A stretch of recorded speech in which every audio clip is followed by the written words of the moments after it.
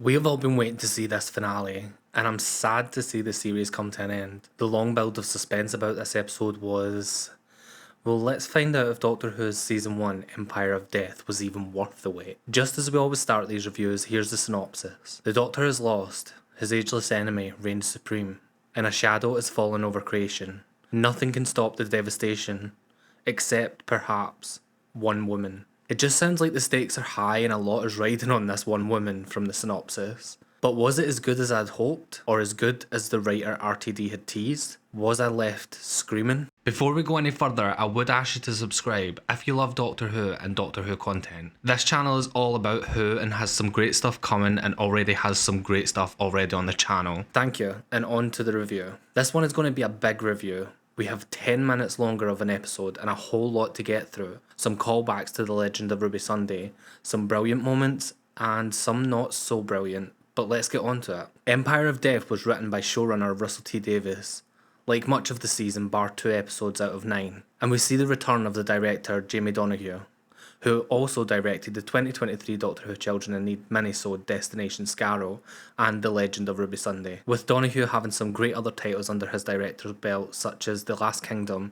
and The Discovery of Witches. I am so happy that they kept the director for this two-parter the same, as directors' work process and thoughts change so it can really affect the direction in which a story is told. Having the same director for both episodes just keeps the vibe and the story going in the same direction. This really allows you to watch it as a movie, also making it a way better experience for the viewer. The writing, as I said in my review for The Legend of Ruby Sunday, is something I struggle to dislike, because I love Russell T Davies as a writer, and he always has some of the most thought-provoking and intriguing storylines on modern TV. After that cliffhanger at the end of The Legend of Ruby Sunday, I can imagine expectations for part 2 were set extremely high for all viewers. Russell kind of helping build the buzz with his cryptic clues on the Doctor Who podcast. It was a little weird as we haven't had as many previews for this, or as much details about this episode leaked or shared with us. So being able to get into this with 95% of it being a surprise is actually really nice. The build up towards this episode on the 20th of June with Tales of the Tardis for the UK viewers was really nice. Helped the overall hype that was building for this episode, and for fans outside of the UK, it's a shame you didn't receive this. And no, I'm not saying sorry as it's not my fault, but I will give you a little overview. All you missed was the beginning with ᴍᴏ and Millie, cozying round 13's TARDIS being a fire pit and talking about Sutekh. Then the end when Millie and ᴍᴏ talk about how he is going to defeat him. The effects were updated to an extent of the video being upscaled, and the time tunnel had been changed from this to this. Other than that, there was not much overall change to the story. I hope all of you who did see it in the cinema did enjoy the experience though. So I started off the night at 11:15, following the same times as the cinema, minus those pesky cinema ad breaks, so I got to start 15 minutes later. And I started by rewatching The Legend of Ruby Sunday. Mood lighting in the room and a candle lit for some calming ambience. I thought I might need it. This would be the 4th time that I've seen this episode in the last week, and oh damn what an episode it was, eh? I love the chilling and thrilling vibes this episode gave off.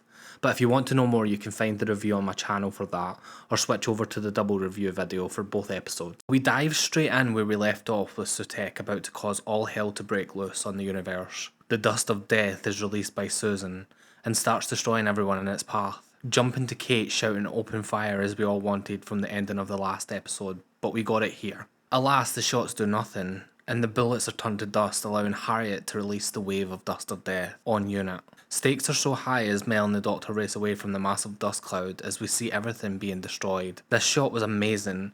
It was really done well, bouncing back and forth from the action till we see the unit team all dissolve into dust. Unit aren't saving the day this time, and RTD let us know this pretty damn fast. We then cut to Mrs. Flood being all suspicious as ever as she cuddles into Cherry Sunday, and bam, turns to dust, followed by Carla and everyone we know. All gone to dust. It's funny this because the Doctor already said this to us as early as Boom, that this is what was going to happen. We just didn't click on. Anyway, we cut back to the time window where Mel and the Doctor come in. This is where we're introduced to the memory TARDIS. Sutekh appears in the hopes, I believe, to try and stop the Doctor, but can't. I love how the Doctor actually addresses this to leave us questioning why he cannot kill him, at least not yet anyway. This is where we get the whole exposition on how Sutekh has always been with the Doctor since the 4th incarnation of the Doctor in 1911. Sutekh has been on every single adventure, and we and the Doctor just didn't quite know it. As Sutekh put it, the Time Lord was vain and blind. I love how they showed us just how powerful Sutekh was by using him to pick up the TARDIS and spin it around, and then only to have him sit back on top of it again. Remember, this scene is significant to us as viewers, as we always have only seen the TARDIS as a safe place, a safe haven. Not even the gods of Genghis Khan can get through those doors. This safe place we had is now no longer safe. The TARDIS is shown as so weak. A plaything of Sutekh, if you will. So the Doctor finally gave that I am the Doctor speech, and we have only been waiting all season for this, but for me personally, this didn't quite hit it. This is definitely by far not one of the best I am the Doctor speeches we've had to date. I was a little bit underwhelmed, to be honest, and I feel the speech in Boom was just done better. So the Doctor and Co get into the memory TARDIS, and the fact that this was written for this episode and RTD used it to create Tales of the TARDIS was just a great move, to be honest, bringing back all the great oldies. But the bit that got me the most was when Mel seen her Doctor's outfit. Her face was just amazing to see. The joy that brought to her was beautiful. I actually seen within her face the memories coming back of the good old times with the Doctor. In the memory TARDIS, they are discussing how Sutekh has managed to use the perception filter to his advantage. The Doctor mentioning that this was always 66.7 metres away exact. Ruby coming in with 73 yards but can't seem to remember how she knows this. Great little callback to an episode we all knew was going to have some importance in the final story. The Doctor opens the doors to the TARDIS and looks out as the Earth is being destroyed. We get him explaining that because Sutekh has been to every destination in time and space with the TARDIS, he has left a Susan triad there. This means that the dust of death is happening at every point in time and space the Doctor's ever visited. This is where the Doctor's realisation of him being so irresponsible and vain in his adventures, showing what all his fun has caused and the destruction is all because of him. This scene was hard hitting as ᴍᴏ just hit the mark for me on this one. I felt the Doctor's pain so much it brought tears to my eyes. And no, this is not just hay fever. We then cut to a scene of Sutekh talking to his puppet Susan about not being able to locate the Doctor and Co. Then we're thrown into a new scene that shows the Doctor walking along a planet's surface full of devastation to eventually speak to a woman on a distant planet. Yeah, this was the woman who could save the whole universe. With giving the Doctor a speech and handing him a spoon. Really, a spoon. Why did this have to be the kind woman? I was expecting a god or some eternal being. Instead she gives the Doctor a spoon and turns to dust. Okay, so it's a spoon that's going to save the universe, not the kind woman. This scene was just unnecessary, really. The Doctor needed a piece of metal. The memory TARDIS had plenty he could have broken off. This was just an off-putting scene and really took me out of the moment, to be honest. And I guess everyone else's knives, forks, spoons on Earth had turned to dust even though all the buildings were still intact. This was our extra 10-minute of the episode. Without this we would have had a rough 45-minute episode. But anyway, moving on. I guess the only benefit to the previous scene was for when Mel started to get tired and started becoming forgetful.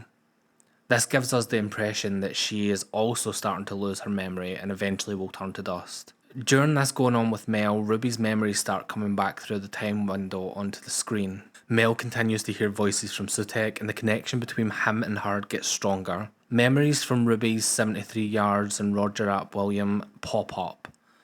The Doctor figures out these are clues to how they can find Ruby's mother. I did say within this adventure this is going to lead to Ruby finding out who her parentage is. It was a rough and easy guess to make since her question needed to be answered and they needed to also get Sutekh dealt with. So it's easy enough to link them both.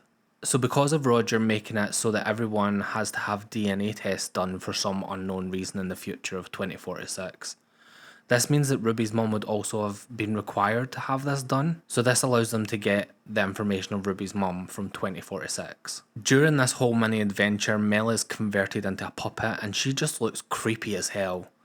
Is it bad to say that the puppets creep me out more than Sutekh did? So Mel goes all Skeletor and is commanded by Sutekh to take Ruby and the Doctor to Sutekh HQ. I quite like this scene when Ruby uses her knowledge to trick Sutekh, allowing her to lead him up like the dog he really is. The whistle was actually coming in handy, just as the Doctor had said it would earlier in the episode, commanding the TARDIS with the whistle as if she were a dog. But I liked the part where the TARDIS does fight back, and it just blows Harriet a new one right out of the blue box, before returning to her longest and most loved companion. The resolution was great. I personally was waiting on some time reversal where all of this never happened storyline, but we finally got an episode where everything is just restored and people should remember this event. Not that they will, because it's Doctor Who. So finally, after the Doctor using Sutekh to restore the whole universe, the Doctor becomes life or death or something or another in a big speech before he releases Sutekh to the time vortex, where he burns into ash. But I still don't think this is the last we're going to see of him. Just give it another 40 so years. Can I just mention also, the Doctor actually did save the day in this episode. Like, he fully did that this time. With the help of a spoon and Ruby by his side, but he became the Doctor. So everything gets cleared up in old Sutekh HQ, now back to being Unit Tower. It is explained to Susan that she is the creation of the God of Death. And we also get to find out who Ruby's mother is, finally. Damn, it's not as if we've only been waiting for 6 months to find this out. She's an ordinary woman, a nurse, who left Ruby at the church when she was only 15, to give her the best possible chance at a better life than she had herself. I'm going to say it here. Guys, RTD trolled us. He trolled us all. Ruby is just, well, she's just Ruby. Damn, there goes my God theory. To be honest with you all, I actually really liked the fact that Ruby's mum was no one important, thus making Ruby a normal companion. Stephen Moffat already told us in the Boom Unleashed episode. He said his brief for Ruby was that she was just an ordinary companion, not one of the special ones like Clara and Donna. So yeah, we were already told that Ruby was nothing special. I really do love the fact that we just had a human being who was lucky enough to find the Doctor, and this helped lead her to what she always wanted, her mother and father. It's a great way to end the story on Ruby Road. Ruby gets an exit from the Doctor and the TARDIS that we haven't seen since Martha Jones. She left on her terms, alive and well, and gets to continue on her adventure of life. We then have a setup for the season to come. Mrs. Flood, but not as we've seen her before. Oh no, she's all dressed in white with an umbrella, similar to Missy. I'm really starting to think Mrs. Flood is the narrator of this show though. Oh, what if she is actually the narrator? I feel she's going to have a good presence in the Christmas episode though. Maybe. Watch this, Mrs. Flood will just be Mrs. Flood, Ruby's crazy old neighbour. One thing that really has annoyed me from this episode is the fact that we never get an answer to the snow. Like, why does it keep snowing round Ruby? Like, was that just forgotten? Like, yeah. No one told me how it was snowing, or how Ruby managed to make it snow. Guess that was just not important. Yeah, knowing RTD and knowing what his finales are normally like, I would say this is definitely a good episode. I'd say the first part was definitely better. We all know that the second part normally falls short of the first part. So yeah, I'd say I definitely enjoyed The Legend of Ruby Sunday better. Yeah, I feel like, I don't know. But I felt like it was a good episode. It was rewatchable. I could definitely watch both parts again straight away. It wasn't a bad episode at all. It just wasn't as good as The Legend of Ruby Sunday. So that's us come to the end of the last review of the last episode of Season 1, Series 14 of Doctor Who. What am I going to fill my time with now? Don't you worry, there's loads of content that's been shelved to allow me to make these reviews. So if you love Doctor Who, I will ask you again to subscribe if you love Doctor Who and Doctor Who content. This channel is all about Doctor Who and we love it here. And there's some great stuff coming, and as I said, there's great stuff already on the channel. Click this video if you want to stay in the YouTube Whoniverse, because honestly, it's always the best place to be.